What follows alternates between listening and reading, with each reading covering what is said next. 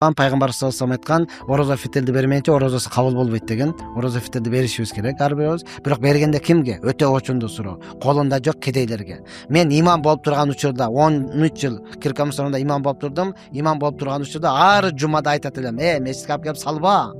Мечитке алып келип салба, өзүң апарып бер. Мен ансы эле жумушум көп.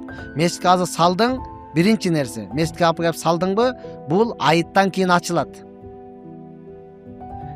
Орозо фитрди кедейдин акысы айыт намаз окуганга чейин бериш керек. Маселе кайда турат?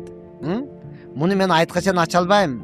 Айыт намаз күнү окуп бүтүп айыттан кийин ачам.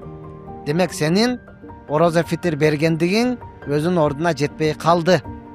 Мынаны туура түшүнүңүз. Баары акыйкатты бирөө айтыш керек да. Орозо фитр бул мечиттин акысы эмес. Бул кедейдин акысы. Оны мен бул ашыкты ачкандан кийин, 60% мечитке кылат, 40% муфтия тап кетет.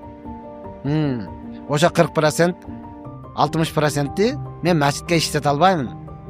Мечиттин казан аягы жок экен, табыты жок экен, анан неме жок экен, ремонт кылып коелу. Жок. Бул мечиттин акысы эмес.